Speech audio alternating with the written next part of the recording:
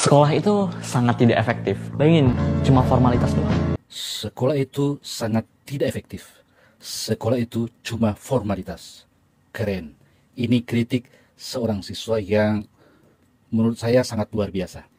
Telah melakukan analisis terhadap apa yang dirasakan dalam proses pembelajaran. Dan bukan saja analisis, tapi juga evaluasi dan kritik terhadap apa yang sehari-hari dia dan teman-temannya rasakan. Jadi jika kita lihat dari hierarki cara berpikirnya, maka kemampuan analisisnya itu berarti siswa kita ini sudah sampai pada level C4 dan C5. C4 itu menganalisis, kemampuan menganalisis, dan C5 adalah kemampuan mengevaluasi sesuatu. Jadi selamat untuk anak kita yang cukup kritis ini, dan selamat kepada orang tua dan guru yang telah mengajarkan cara berpikir kritis dan bagaimana mengekspresikan buah-buah pikiran. Nah, apa yang bisa kita tindak lanjuti? Apa yang guru bisa lakukan terhadap keluhan siswa kita ini yang mungkin juga merupakan curahan hati atau keluhan sebahagian siswa anak-anak kita, atau mungkin sebahagian besar, mulai dari level SD, SMP, SMA, dan mungkin juga perguruan tinggi. Ya, cuma ada yang mampu mengekspresikan, ada yang cuma manut, ada yang mengikuti arah kemana saja akan digerakkan atau dituju oleh sang guru. Mari kita analisis apa yang dikatakan oleh anak-anak kita ini. Jika boleh saya mengambil kesimpulan, ada 3 hal yang menjadi substansi apa yang menjadi keluhan anak kita ini. Pertama, ada kelelahan dan kehilangan makna dalam pembelajaran. Siswa mereka ini terbebani dengan jadwal yang begitu padat, dengan materi yang dianggapnya padat, yang diajarkan tanpa makna yang jelas.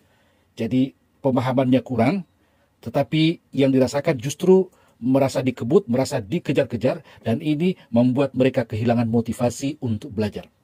Yang kedua adalah proses belajar yang kurang efektif. Pengajaran yang fokus pada penyelesaian kurikulum, mengejar target pokok bahasan, mengejar materi, tetapi bukan fokus pada pemahaman materi itu sendiri. Jadi anak-anak kita ini merasakan bahwa mereka merasa tergesa-gesa, mereka merasa dikejar-kejar. Selain materi ada PR, dan semua guru menginginkan agar siswa mengikuti laju pacu dari setiap mata pelajaran. Dan juga dikatakan dimungkinkan ada siswa yang tertinggal materi pelajaran, tapi menurut siswa kita ini, guru sebagian tidak peduli dengan itu. Yang penting mengejar target. Alhasil, siswa mungkin saja lupa terhadap materi karena tidak pernah benar-benar memahaminya. Yang ketiga, sekolah hanya sebagai ajang formalitas, kata anak kita ini. Jadi siswa merasa sekolah hanya fokus pada nilai dan sertifikat, bukan pada pembelajaran yang bermakna. Jadi mungkin maksudnya pada target nilai pada rapor, dan mungkin juga sampai pada tahap ijazah. Hal ini menyebabkan mereka kehilangan apresiasi terhadap proses belajar. Kira-kira begitu kesimpulan yang bisa saya tarik dari keluhan siswa kita ini yang mungkin saja mewakili teman-temannya. Nah, apa yang harus dilakukan oleh guru? Pertama, menerapkan pembelajaran bermakna. Jadi meaningful learning. Guru perlu mengaitkan, bukan hanya perlu, wajib mengaitkan materi dengan konteks kehidupan nyata siswa kita ini. Jadi apapun materinya, apapun konten yang diajarkan, salah satu kewajiban guru adalah sebelum menjelaskan materi atau pada saat proses menjelaskan materi, harus selalu menghubungkan antara konten pelajaran dengan kehidupan nyata siswa kita sehari-hari. Jadi materi pembelajaran itu harus mampu menjawab pertanyaan siswa, yaitu ambak, apa manfaatnya bagiku? Dan itu harus dijelaskan oleh guru. Jadi siswa akan selalu bertanya, materi A misalnya, ini untuk apa saya pelajari ini? Maka kewajiban guru adalah memberikan penjelasan. Ini yang disebut dengan pembelajaran kontekstual, pembelajaran bermakna, pembelajaran yang menghubungkan dengan kehidupan nyata. Meaningful learning. Jadi pembelajaran yang bermakna, ada gunanya, ada manfaatnya. Jadi misalnya bisa kita lakukan, jadi cara ini bisa kita lakukan dengan menggunakan beberapa model pembelajaran yang benar-benar bisa fokus kepada proses pembelajaran sehingga lebih bermakna. Jadi selain kontekstual tadi, guru menjelaskan apa manfaatnya bagiku, tapi juga guru bisa mengadopsi, bisa menggunakan model-model pembelajaran seperti project based learning misalnya, atau problem based learning, atau inquiry learning dan discovery learning. Nah, problem based learning yaitu adalah proses pembelajaran yang dimulai dari masalah nyata yang biasanya lebih kompleks yang diselesaikan oleh siswa. Nah, dengan demikian, karena ini basisnya adalah masalah nyata, berarti benar-benar bermakna, ada manfaatnya bagi siswa, akan terjawab dengan sendirinya. Jadi jika guru menggunakan problem based learning, maka pada saat itu sudah terjawab kegelisahan anak-anak kita bahwa dia belajar untuk sesuatu yang tidak mempunyai relevansi dengan kehidupan. Maka jawabannya adalah ya gunakan problem based learning misalnya. Selain itu ada project based learning, jadi pembelajaran yang berbasis proyek di mana siswa membuat produk atau karya nyata yang bisa terkait dengan tema-tema tertentu. Jadi siswa diarahkan, mereka memilih tema tertentu, mereka menganalisis tentang apa sebenarnya yang terjadi di sekitarnya, di sekolah, di rumah, di masyarakat, atau kegelisahan tentang masa depan terkait dengan IT dan perkembangan teknologi. Lalu kemudian dari situ apa yang menjadi kegelisahan mereka.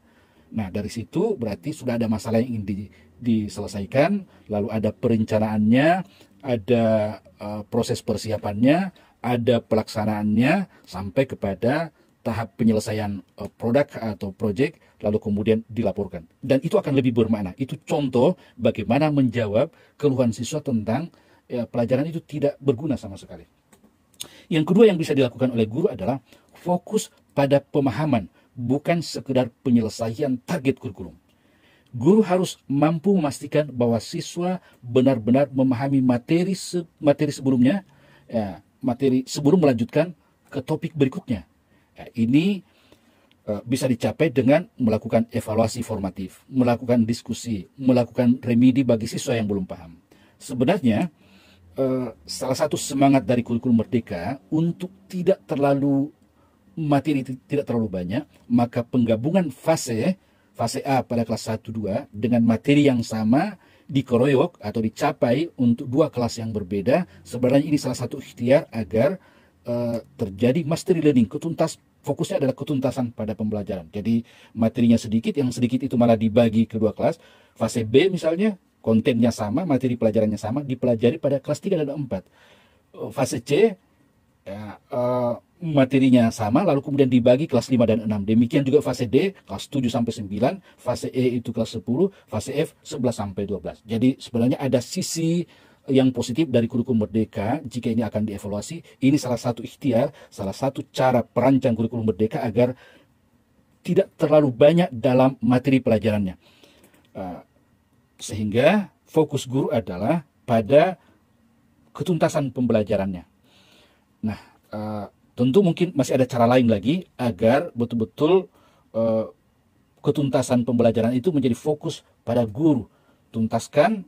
Nah, salah satu cirinya adalah ya setelah melakukan evaluasi misalnya, evaluasi analisis sumatif, menganalisis asesmen sumatifnya, lalu kemudian di remedial, itu salah satu cara bagaimana agar pembelajaran itu benar-benar tuntas sebelum beralih ke materi pembelajaran berikutnya.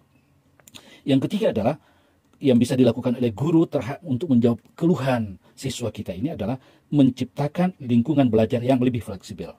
Guru dapat memberikan waktu bagi siswa untuk mengeksplorasi ide, mengeksplorasi pikiran-pikiran mereka sendiri untuk menyelesaikannya serta menyesuaikan dengan tempo belajar dengan kebutuhan siswa.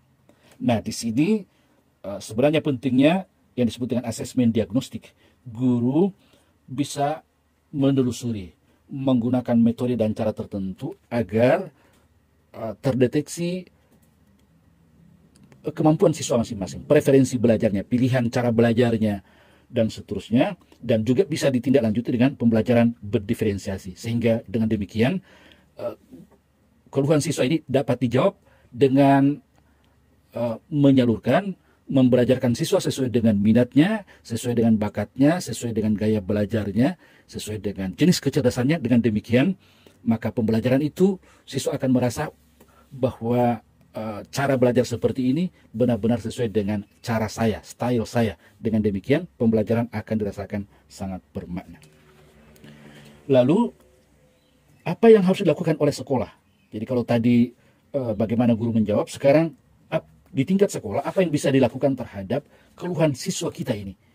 Yang pertama, mengintegrasikan, jadi ada semacam himbauan atau penguatan dari pihak sekolah untuk mengintegrasikan pembelajaran dengan proyek. Jadi selain project based learning tadi dalam konteks mata pelajaran, maka sebetulnya P5RA atau P5 itu sendiri bisa menjawab tantangan atau keluhan siswa ini terhadap proses pembelajaran. Jadi dalam konteks ini P5 atau P5RA itu masih relevan bagaimana cara menjawab agar pembelajaran itu benar-benar dirasakan bermakna, pembelajaran itu benar-benar dirasakan memberikan nilai dan nilai tambah pada diri siswa ini.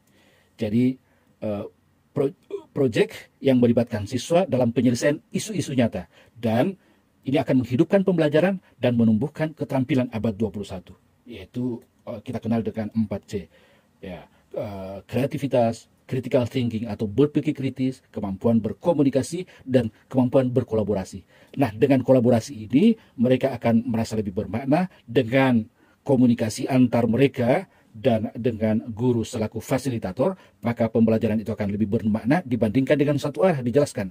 Dengan mengajak siswa untuk berpikir kritis, menghasilkan analisis dari mereka apa yang perlu kita tidak lanjuti, bagaimana jalan keluarnya, proyek produk apa yang bisa lahir dari masalah yang ada ini, dan juga ya berarti dengan demikian kita sudah memancing siswa agar mereka bisa berpikir kritis.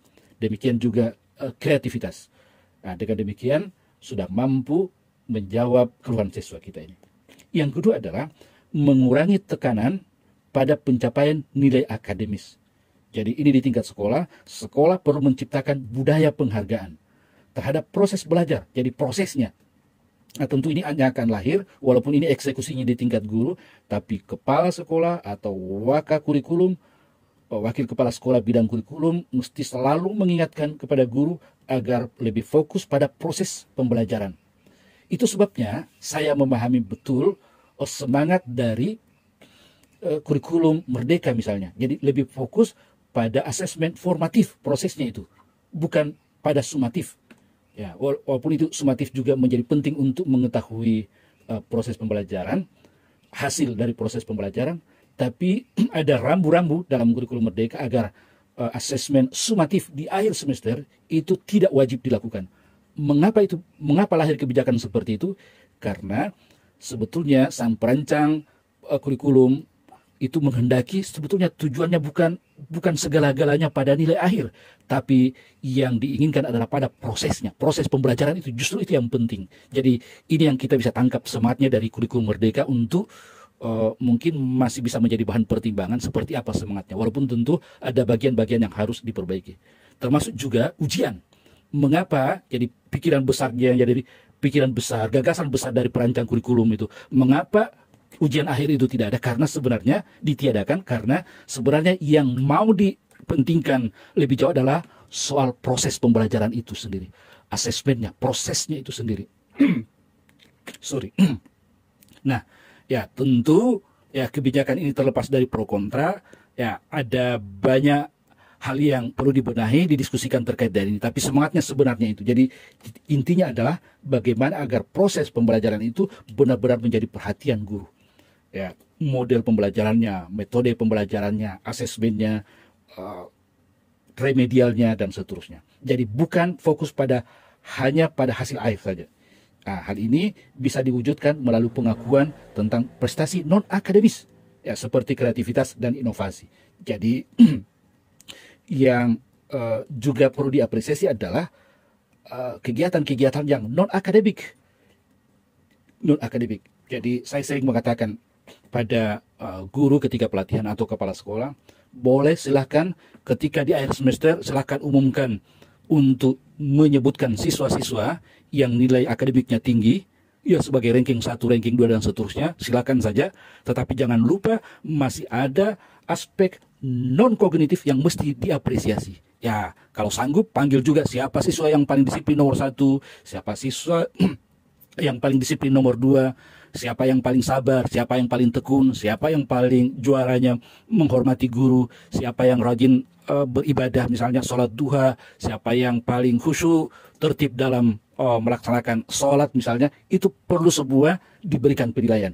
Jika sanggup memberikan penilaian, sanggup memberikan hadiah bukan hanya kepada siswa yang juara secara kognitif, maka silahkan lakukan. Tapi jika tidak, ya maka ini perlu dipertimbangkan. Jadi siswa itu perlu juga dievaluasi, perlu juga diapresiasi pada prosesnya, juga apresiasi pada prestasi-prestasi non-akademis.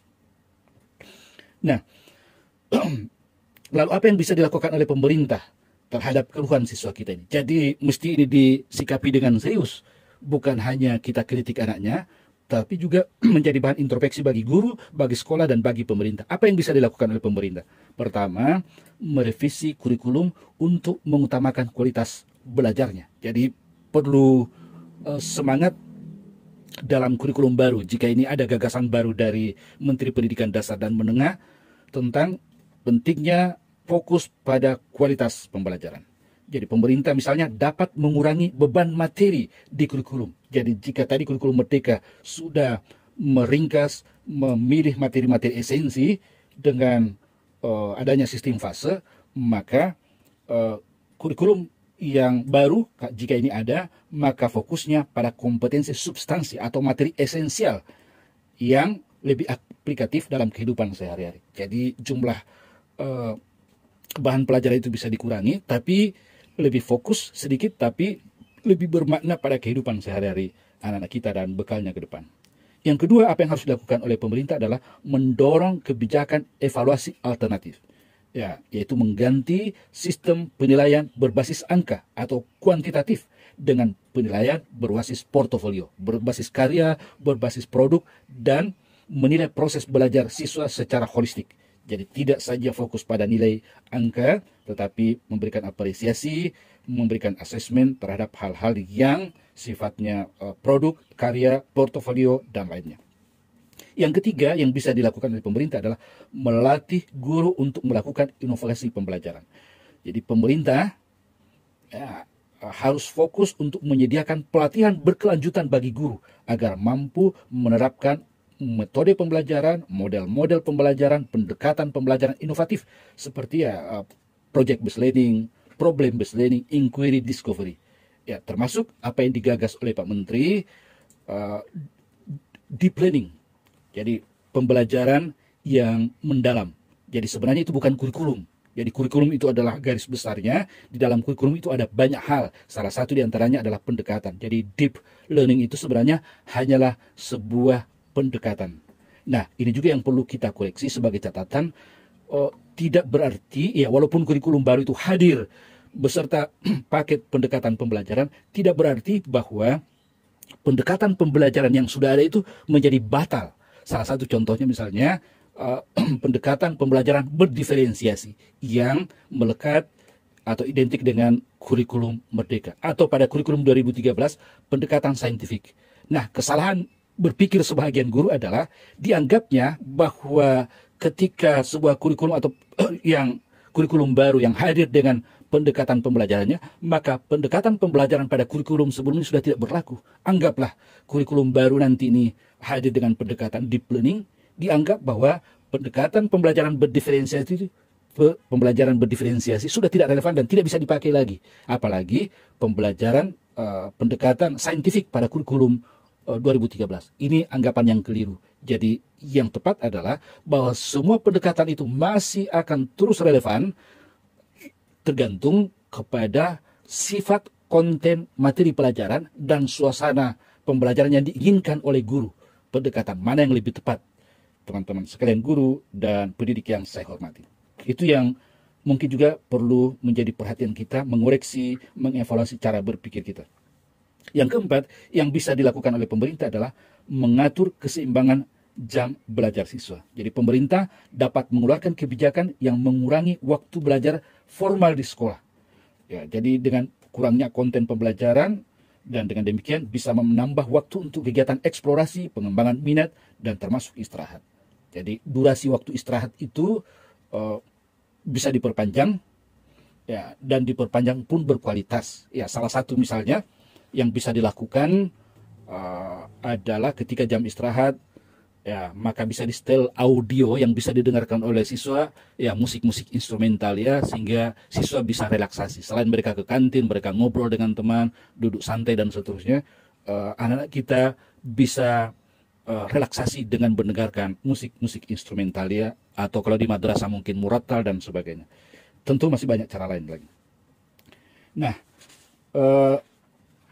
selain apa yang bisa dilakukan oleh guru, oleh sekolah dan pemerintah, kita juga bisa mengusulkan kebijakan baru dari menteri, yaitu fokus pada pembelajaran yang relevan, personalisasi, lebih mendekatkan diri konten pelajaran itu dengan peserta didik, dan asesmen yang holistik. Jadi isi kebijakannya pertama adalah mengurangi beban belajar formal, dan termasuk memperhatikan waktu istirahat. Kemudian mewajibkan integrasi proyek berbasis kehidupan nyata di dalam kurikulum. Yang ketiga, melakukan asesmen berbasis portofolio, berbasis karya, berbasis produk di semua tingkatan, tidak pada penilaian kognitif semata. Yang keempat, bisa mengalokasikan 20% waktu belajar untuk pengembangan karakter dan keterampilan siswa. Nah, dengan pendekatan ini, sekolah dapat menjadi tempat belajar yang lebih bermakna dan relevan bagi siswa, sehingga keluhan seperti anak-anak kita tadi itu dapat kita minimalkan. Bagian terakhir, saya juga ingin selain memberikan apresiasi kepada anak kita, siswa SMA tadi yang telah menyampaikan kritiknya, menyampaikan analisis, bahkan mengevaluasi apa yang dirasakan selama ini. Maka saran saya kepada Ananda adalah pertama, ya, ini untuk siswa-siswa kita yang lain juga. Pertama, selain tentu apa yang dicurhatkan oleh Ananda kita ini juga perlu ditindaklanjuti oleh guru, perlu ditindaklanjuti oleh sekolah dan pemerintah, tapi juga saya ingin menginginkan ada mengubah mindset anak kita ini. Jadi untuk mengubah mindset anak kita agar Ananda bisa melakukan hal sebagai berikut. Satu, jadi keluhannya berdasarkan apa yang saya sampaikan di awal tadi, ada kelelahan dan kehilangan makna dalam pembelajaran. Nah, apa yang bisa kita lakukan? Jadi untuk anak-anak sekalian, cari tahu bagaimana materi yang diajarkan itu relevan dengan kehidupan atau masa depan anakku sekalian. Ya, bagaimana caranya? Misalnya tanyakan pada guru, ya, apa relevansinya. Jadi jika guru lupa menyampaikan relevansi materi pelajaran dan kehidupan nyata, dan lupa untuk menjelaskan tentang ambak apa manfaatnya bagiku, maka anak-anakku sendiri bisa menanyakannya pada guru atau mengeksplorasi sendiri bagaimana pelajaran tersebut dapat membantu anak-anak dalam menghadapi tantangan dunia nyata. Jadi sambil mengikuti materi, sambil kemudian membayangkan kira-kira relevansinya dengan kehidupan nyata seperti apa. Jadi ini mungkin relevan untuk anak-anak yang di SMP atau SMA, tapi kalau di SD, ya, atau bahkan juga SMP, menjadi wajib bagi guru untuk menjelaskan apa manfaatnya bagi siswa selain menjelaskan tujuan pembelajaran. Yang berikutnya adalah fokus pada tujuan pribadi. Ya, jadi anak-anak sekalian jangan hanya fokus untuk mengikuti jadwal yang ada, mengikuti jadwal pelajaran. Cobalah untuk menetapkan tujuan pribadi dalam belajar. Apa yang saya ingin capai, dengan demikian anak-anak bisa menemukan tujuan yang lebih besar sehingga dapat menghidupkan kembali semangat belajar anakku sekalian. Berikutnya adalah mengelola waktu dengan bijak. Jadi identifikasi, cari tahu tugas-tugas yang paling penting dan buat jadwal yang memungkinkan agar anakku sekalian bisa memiliki waktu istirahat yang cukup. Ingat, istirahat juga merupakan bagian dari produktivitas. Keluhan yang kedua adalah proses belajar yang kurang efektif. Bagaimana mengubah mindsetnya? Jadi jadi kalau tadi kelelahan dan kehilangan makna, jadi cara mengubah mindsetnya adalah saya belajar bukan hanya untuk nilai, tapi untuk membangun masa depan yang saya impikan. Bagaimana dengan proses pembelajaran yang kurang efektif? Ya, bisa anak-anakku sekalian menerapkan teknik belajar aktif. Jadi gunakan metode belajar yang lebih interaktif. yang sesuai dengan preferensi atau pilihan belajar anak-anakku sekalian. Seperti diskusi, ajak temannya untuk berdiskusi, ajak temannya untuk belajar kelompok, atau membuat peta konsep dari materi pelajaran. Jadi materi pelajaran yang ada, lalu kemudian desain, buat peta konsepnya, yang mana yang menjadi pokok, mana cabang, mana ranting, dan seterusnya. Dengan demikian, dengan satu lembar kertas peta konsep, sudah bisa menguasai satu bab, bahkan satu buah buku. Ya, satu buah buku. Ini akan membantu anak-anakku sekalian bisa memahami materi dengan lebih baik. Yang kedua adalah fokus pada pemahaman, bukan hafalan. Jadi ini untuk memperbaiki proses pembelajaran yang dirasakan kurang efektif. Jadi anakku sekalian, daripada hanya fokus untuk menghafal, cobalah untuk menghubungkan informasi baru dengan pengetahuan yang sudah anak-anakku sekalian miliki. Kalau perlu, ajukan pertanyaan seperti, mengapa ini penting? Jadi bertanya pada diri sendiri, atau jika bisa berinteraksi dengan guru, pada temannya tanyakan, mengapa ini penting? Dan bagaimana ini bisa bekerja? Jadi sebetulnya dalam proses ini sangat relevan dengan pendekatan saintifik. Ya, inilah pentingnya pendekatan saintifik. Jadi pendekatan saintifik itu mengajak pada siswa untuk berpikir secara berbasis ilmu pengetahuan. Apa tahapannya? Jadi mengamati sesuatu, mengamati itu bisa berarti melihat, bisa saja mencermati, bisa mendengarkan, bisa membaca. Lalu yang kedua adalah menanya, mempertanyakan. Ya, mengapa itu penting? Benar, apakah ini benar? Selalu menanyakan. Jadi dimulai dari pertanyaan kritis. Yang ketiga adalah mencari atau mengumpulkan informasi yang terkait dengan apa yang diamati tadi, atau apa yang dipertanyakan tadi, atau berusaha untuk mencoba, ya, mempraktekkan jika itu ada kaitannya dengan soal praktek. Yang keempat, langkah saintifik agar tidak hanya fokus pada hafalan anak-anakku sekalian adalah mengasosiasi, menghubungkan antara satu fakta dengan fakta lain, antara satu informasi yang didapatkan dengan informasi berikutnya, antara apa yang didapatkan dari buku, apa yang ditanyakan dari guru, apa yang ditanyakan pada teman, apa yang ditanyakan pada Google, apa yang ditanyakan pada artificial intelligence, AI, ChatGPT, dan seterusnya, lalu kemudian mengasosiasi, menghubungkan antara satu fakta dengan fakta berikutnya, lalu ambil kesimpulan. Nah, langkah terakhir dari pendekatan saintifik adalah mengkomunikasikan atau mengomunikasikan. Dalam bentuk apa? Dalam bentuk lisan, bisa dalam bentuk tertulis, atau bisa dalam bentuk produk. Maka dengan demikian, siswa sendiri dituntun oleh guru atau secara mandiri bisa menerapkan pendekatan saintifik. Yang berikutnya yang bisa dilakukan untuk memperbaiki proses pembelajaran yang dirasa kurang efektif oleh anak-anak kita adalah anak-anak bisa mengkomunikasikan dengan guru. Jika merasa tertinggal, jangan takut untuk meminta penjelasan tambahan kepada guru. Ya, guru yang ada tentu akan membantu. Jadi tanyakan bagian-bagian yang belum difahami. Nah, bagaimana cara mengubah mindsetnya terhadap proses pembelajaran yang kurang efektif ini adalah saya belajar dengan cara yang efektif agar materi bisa saya pahami dan bisa saya gunakan, bukan untuk sekedar menghafal. Jadi jangan hanya melihat ini adalah sisi yang lemah dari guru atau sekolah atau sistem pendidikan kita, tapi ubah mindsetnya. Justru kitalah yang bisa melakukan sesuatu agar ini bisa menjadi relate, bisa menjadi terhubung, bisa menjadi sesuatu yang bermakna. Keluhan yang ketiga, sekolah sebagai ajang formalitas. Bagaimana anakku sekalian bisa mengubah mindset terhadap keluhan seperti ini? Yang pertama adalah ubah cara pandang terhadap nilai. Lihat nilai bukan sebagai tujuan akhir, tapi sebagai indikator sementara dari proses belajar anak-anakku sekalian.